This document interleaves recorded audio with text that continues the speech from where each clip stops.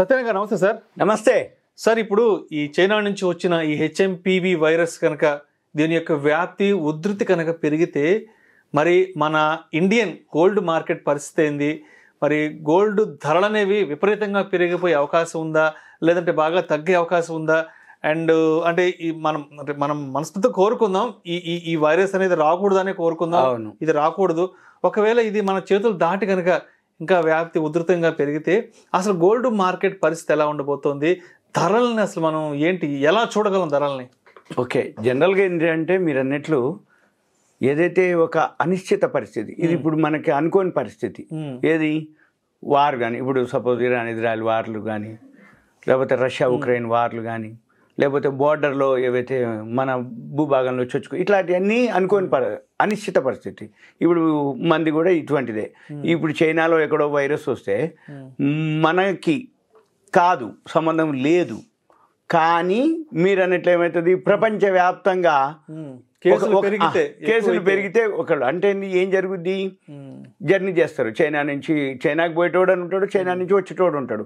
ఎక్కడో ఒక దగ్గర ఎయిర్పోర్ట్లోనూ ఎక్కడో ఒక దగ్గర ఇక స్టార్ట్ అయింది అనుకోండి, ఆ కేసులు ఇక బయటపడటం మనం అవన్నీ వింటుంటాం, చూస్తుంటాం, జరుగుతున్నాయి అవే. అందుకని ఇక్కడ ఏం జరుగుద్ది, ఎప్పుడైతే ఇటువంటి అనిశ్చిత పరిస్థితులు ఏర్పడ్డాయో ఎక్కువ శాతం ఈ మన మార్కెట్లు కూడా ఒడిదుడుకులకు లోనైతాయి, ఏది మన షేర్ మార్కెట్. కానీ గోల్డ్ మార్కెట్ మాత్రం పెద్దగా ఎఫెక్ట్ పడదు అనమాట. ఎందుకోసం అంటే గోల్డ్ అనేది ఎఫెక్ట్ ఎలాంటి పరిస్థితుల్లో అంటే ఈ వైరస్ అనే దాని మీద ఉన్న కొంచెం ప్రభావమే, అది వరల్డ్ మార్కెట్కి సంబంధించి. అయితే మీరన్నట్లు ఇప్పుడు గోల్డ్ మార్కెట్ ఎలా ఉంది అంటే 2024లో దేశాలే కొనుక్కుంటున్నాయి. ఇటువంటి ఏ యుద్ధ భయం వస్తుందో, అనిశ్చిత పరిస్థితి ఏర్పడ్డ గోల్డ్ రిజర్వ్స్ పెంచుకుంటున్నాయి. అనిశ్చిత పరిస్థితి అంటే ఏదన్నా జరగరాంది జరిగితే దేశాన్ని రక్షించేది గోల్డ్ నిల్వలే. ఏ దేశంలో గోల్డ్ నిల్వలు ఉంటే, సపోజ్ ఇప్పుడు ఇజ్రాయెల్ వార్ కానీ, ఏదైనా వార్ జరిగింది, లేకపోతే ఇంకేదన్నా ప్రాబ్లం వచ్చింది, వాళ్ళకి ఎవరు అప్పిచ్చేది ఉండదు. వీళ్ళు అంటే ఎక్స్పోర్ట్స్ ఇంపోర్ట్స్ జరగవు. ఎక్స్పోర్ట్స్ ఇంపోర్ట్స్ ఎప్పుడైతే జరగవో వాళ్ళ దగ్గర ఏవైతే పసిడి నిల్వలు అంటే బంగారం నిల్వలు ఉంటేనే అదే బేసిక్గా ఆ గోల్డ్ నిల్వలు ఇచ్చేస్తారు. దేశానికి సంబంధించినటువంటి మందులు అనుకోండి, ఫుడ్ అనుకోండి, అవన్నీ తెచ్చుకుంటారు. ఇప్పుడు ఈ వైరస్ తోటి కనుక ఏదన్నా జరగరాని జరిగినా ఇప్పుడు అప్పటి మాదిరి లేదు సిచ్యువేషన్. ఇక క్లోజ్ అయ్యేది కానీ ఏం లేదు, ఎవరి జాగ్రత్తలు వాళ్ళు తీసుకోవాలి. కాబట్టి గోల్డ్కి దీనికి ఏముండదు. గోల్డ్ మాత్రం వరల్డ్ మార్కెట్ రిలేటెడే, వరల్డ్ మార్కెట్ తోటే సంబంధం, వరల్డ్ మార్కెట్ తోటే లింకు. ఆల్రెడీ లాస్ట్ ఇయరే 40% పెరిగింది గోల్డ్ ఓవరాల్గా. మళ్ళీ ఇప్పుడు కూడా ప్రతి దేశం లాస్ట్ ఇయర్ 2024లో వాళ్ళే అంటే దేశాలే ఏమో ఎప్పుడు ఏ పరిస్థితి వస్తుందో, యుద్ధాలు ఉంటాయేమో అని అనిశ్చిత పరిస్థితిని గెస్ చేసి ఎప్పుడైతే గోల్డ్ ధర తగ్గుద్దో అప్పుడు కొనడం మొదలు పెడుతున్నాయి. ఎప్పుడైతే వాళ్ళు కొనడం మొదలు పెట్టారో మళ్ళీ గోల్డ్ ఏమవుతుంది, పెరగటం మొదలు పెడుతుంది. అందుకని మన పని ఏంటిది, ఈ సంవత్సరం గోల్డ్ విషయంలో 2025లో మార్కెట్లో ఏవైతే ఇటువంటి వైరస్ భయం అను మార్కెట్ కొంచెం ఫాల్ కాగానే ఏమవుతుంది, ఆటోమేటిక్గా గోల్డ్కి పోతుంది. గోల్డ్ పాజిటివే, ఎందుకంటే గోల్డ్కి ఈ సంవత్సరం కూడా నా ప్రకారం అయితే పాజిటివే. ఎప్పుడు తగ్గితే అప్పుడు గోల్డ్ కొనుక్కోవటమే. ఎందుకోసం, దేశాలే గోల్డ్ కొంటున్నాయి ఒకటి. రెండోది వాళ్ళే నిల్వలు పెంచుకుంటారు ఒకటి. ఇంకోటి ఏంటిది, ఇప్పుడు ఎవరైతే ఫైనాన్షియల్గా అంటే పిల్లలందరూ కూడా ఎడ్యుకేషన్ అయిపోయి క్యాంపస్ సెలక్షన్లో జాబ్లు మంచి ప్యాకేజీలతో వచ్చేసినాయి. ఆడపిల్ల అనుకోండి, మగపిల్ల అనుకోండి, వాళ్ళ మ్యారేజ్ కావాలి. మ్యారేజ్ కంటే ఏం చేయాలి, గోల్డే. అందుకని ఏమవుతుంది, రాబోయే రోజుల్లో గోల్డ్ అయితే తగ్గినప్పుడల్లా కొనుక్కోమని నా నుంచి సలహా. అయితే ఇప్పుడు ఎన్ని కొన్నారు అంటే మన దేశమే 53 టన్నులు అనమాట. అంటే ప్రపంచంలో మొత్తం లాస్ట్ ఇయర్ 2024లో అయితే మనం కూడా కొన్నాము. ఎన్ని కొన్నాము అంటే రిజర్వ్ బ్యాంక్ ఆఫ్ ఇండియా మన దేశం 8 టన్నుల బంగారం అంటే 53 టన్నులు కొంటే అందులో 8 టన్నులు మనమే కొన్నాం అని మనంగా చెప్పడం ప్రపంచ స్వర్ణ మండలి WGC వాళ్ళు అనౌన్స్ చేయడం జరిగింది.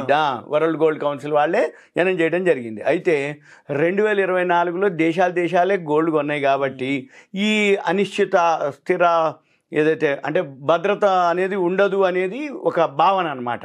ఏదైనా జరిగినప్పుడు ఎకానమీ మీద బాగా ఎఫెక్ట్ పడుతుంది. ఎకానమీ ఎఫెక్ట్ అంటే ఎక్స్పోర్ట్స్ ఉండవు, ఇంపోర్ట్స్ ఉండవు, ఎకానమీ కుంటుపడిపోద్ది. అప్పుడు దేశాన్ని రక్షించేది గోల్డే నిల్వలు అనమాట. అంటే గోల్డ్ నిల్వలు ఎంత నిల్వలు మీ దగ్గర ఉన్నాయి అంటే అవే మిమ్మల్ని కాపాడుతాయి అనమాట. అంటే ఏదైనా జరిగినా అవి ఆ గోల్డ్ నిల్వల్ని ఇక్కడ ఇచ్చేసో పెట్టేసో అమ్మో తనఖా పెట్టో కుదవబెట్టో అక్కడి నుంచి మనం ఇంపోర్ట్ చేసుకోవటమా ఇంకేదన్నా ఉంటే తీసుకోవటం కోసం అది అన్నమాట జనరల్ జరిగేది. అందుకని ఈసారి మాత్రం మొన్న కొంచెం పట్టడం జరిగింది. ఇది అమెరికాలో ఆ ఎలక్షన్స్ టైంలో కొంచెం తగ్గింది. కానీ ఆ టైంలో ఎప్పుడైతే తగ్గిందో దేశాలే మళ్ళీ కొనడం జరిగింది. దేశాలు అన్నీ రెడీగా ఉన్నాయి. ఇప్పుడు మన ఆర్బీఐ ఉంది, వాళ్ళు డైలీ మానిటర్ చేస్తారు. ఏం చేస్తారు, గోల్డ్ ఫాల్ అవుతుందా, అదే పెరుగుతుందా తగ్గుతుందా, పడింది అనగానే వీళ్ళే ఎంటర్ అయిపోతారు. మనం ఏమనుకుంటాం తెలుసా, మామూలు ఇన్వెస్టరు అబ్బా గోల్డ్ తగ్గిందిలే ఇంకా తగ్గుద్ది నాకు కొనుక్కుందాలే అనుకుంటాడు. ఈ లోపల ఒక్కసారే పెరుగుతుంది. పెరగంగానే అనిపిస్తుంది కదా, అరే అనవసరంగా మిస్ అయిపోయినవే, ఆ తక్కువలో కొనుక్కున్నా పోయేదే అనుకొని ఆయన ఏం చేస్తాడు, మళ్ళీ పెరుగుతుంటే మళ్ళీ తగ్గినప్పుడు కొందాలనే అంటాడు. తగ్గినప్పుడు కొండు, పెరిగినప్పుడు కొండు, అవసరమైనప్పుడే కొంటాడు. ఎందుకు, పెరిగినప్పుడు పెరిగింది కదా అనుకుంటాడు, తగ్గినప్పుడు ఇంకా తగ్గుద్ది కదా అనుకుంటాడు. తగ్గినప్పుడు కొండు, పెరిగినప్పుడు కొండు, అవసరమైనప్పుడు ఇక పెరిగినా తగ్గినా చూసేది లేదు, కొనాల్సిందే. అంటే మనం కూడా ఒకవేళ గోల్డ్ మీద కనుక ఎవరికైతే ఉందో ఈ హెచ్ఎంపీవీతో పని లేకుండా ఎప్పుడు తగ్గితే అప్పుడు ఎంత కొందలుచుకుంటే అంత యావరేజ్ చేసుకుంటూ పోతుండాలి. సపోజ్ మీరు మీ అమ్మాయో అబ్బాయో ఉన్నారు, అబ్బాయి అయితే కోడలికి ఇవ్వాలి బంగారం, అమ్మాయి అయితే అమ్మాయి పెళ్ళికి ఇవ్వాలి. మరి పెళ్ళికి ఇవ్వాలంటే 1 కిలోనో 1/2 కిలోనో అనుకోండి ప్లాను. అప్పుడు ఒక 10 గ్రాములు, అప్పుడు ఒక 50 గ్రాములు, అప్పుడు ఒక 20 గ్రాములు కొంటుండాలి. అంతే తప్ప తగ్గినప్పుడే మొత్తం కొనడానికి అనేది లేదు. పెరిగినప్పుడు అప్పటిదాకా వెయిట్ చేసేది లేదు. తగ్గినా కొనాలి, పెరిగినా కొనాలి. లేదు ఇవన్నీ ఎందుకులే అనుకుంటే గోల్డ్ ఈటీఎఫ్ ఉంటుంది. గోల్డ్ ఈటీఎఫ్ అయితే సేఫ్. ఎందుకు, తగ్గినప్పుడల్లా గోల్డ్ ఈటీఎఫ్ కొనుక్కుంటుండాలి, పెరిగినా కొంటుండాలి. అంటే మంత్లీనో ఒక పెట్టుకోవాలి టైము, పెట్టుకొని గోల్డ్ ఈటీఎఫ్ అయితే సేఫ్. ఎందుకు, యావరేజ్ అవుతుంది.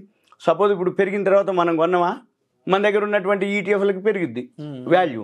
సపోజ్ తగ్గినప్పుడు కొన్నావా, కొనుక్కునే తక్కువలో దొరుకుతుంది. రెండే పద్ధతులు, గోల్డ్ నీకు కావాలి, మనం కొనుక్కొని ఉంచుకునేదే. పెరిగింది మన దగ్గర ఉన్న ఈటీఎఫ్ లాభం, తగ్గింది కొనుక్కునే తక్కువలో దొరుకుతుంది, మళ్ళీ ఎప్పుడో పెరుగుతుంది. ఇది మనం అట్లా చూడాలి. అయితే నవంబర్లో ఏదైతే లాస్ట్ మంత్ కూడా ఆర్బీఐ గోల్డ్ 73 టన్నులు మన జమ అయింది. ఇప్పుడు మన దగ్గర మొత్తం కలిపితే ఓవరాల్గా మన ఇండియాలో ఎన్ని ఉన్నాయా, 876 టన్నులు ఉన్నాయి. అయితే ఇదంతా కూడా నేషనల్ బ్యాంక్ ఆఫ్, ఇంకొకటి ఏంటిదంటే నేషనల్ బ్యాంక్ ఆఫ్ పోలాండ్ ఉంది, వాళ్ళు 21 టన్నులు కొన్నారు లాస్ట్ ఇయర్. వాళ్ళతోటి మొత్తం కలిపితే వాళ్ళ నిల్వలు 448 టన్నులు ఉన్నాయి. సింపుల్గా కొన్ని దేశాలు ఉన్నాయి నిల్వలు. సెంట్రల్ బ్యాంక్ ఆఫ్ ఉజ్బెకిస్తాన్ వాళ్ళు లాస్ట్ ఇయర్ జనవరి నుంచి నవంబర్ వరకు 11 టన్నులు కొన్నారు, 382 ఉన్నాయి వాళ్ళ దగ్గర ఓవరాల్గా. నేషనల్ బ్యాంక్ ఆఫ్ కజకస్తాన్ ఉంది, వాళ్ళు అసలు ఏం కొనలేదు లాస్ట్ ఇయర్, కానీ మొత్తం 295 టన్నులు ఉన్నాయి వాళ్ళ దగ్గర, మెట్రిక్ టన్నులు. ఇక చైనా మాత్రం హైయెస్ట్ 34 టన్నులు కొన్నారు లాస్ట్ ఇయర్. ఓవరాల్గా ఈ వరల్డ్లోనే వాళ్ళకానే నిల్వలు ఎక్కువ, 2264 టన్నులు. అంటే అమెరికా డేటా లేదు, ఉన్న డేటా ప్రకారంగా అయితే చైనా వాళ్ళే హైయెస్ట్లో ఉన్నారు. ఇక సెంట్రల్ బ్యాంక్ ఆఫ్ జోర్దాన్ ఉంది, వాళ్ళకి 73 టన్నులు, కొన్నదేం లేదు. సెంట్రల్ బ్యాంక్ ఆఫ్ తుర్కీ వాళ్ళకి కూడా కొన్నది లేదు, ఉన్నది లేదు, మరి డేటా అయితే ఇచ్చారు. ఓకే, చెక్ నేషనల్ బ్యాంక్ అని ఉంది, వాళ్ళు కూడా 20 టన్నులు కొన్నారు. మొత్తం ఓవరాల్గా 50 టన్నులు ఉన్నాయి.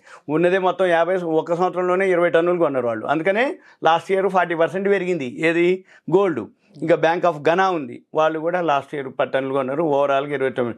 మొత్తం కొన్నదే వాళ్ళ కాడ ఉన్నాయే 29 ఆ దేశంలో, కానీ ఒక్క సంవత్సరంలోనే 10 టన్నులు కొన్నారు వాళ్ళు. అంటే ఆ విధంగా మ్యానిటరీ. సింగపూర్ కూడా అంతే, 7 టన్నులు లాస్ట్ ఇయర్ కొన్నారు, ఓవరాల్గా 223 టన్నులు ఉన్నాయి. గోల్డ్ ఎప్పుడు తగ్గితే అప్పుడు కొనుక్కునేదే, కానీ దానికి ఇవన్నీ లేవు. ఎందుకోసం అంటే ఇప్పుడు ఏ టైంలో ఏ అనిశ్చిత పరిస్థితి వస్తుందో తెలియదు. కాబట్టి దేశాన్ని రక్షించిన, మన ఫ్యామిలీని రక్షించిన గోల్డే. Thank you sir. Thank you so much. Okay, thank you.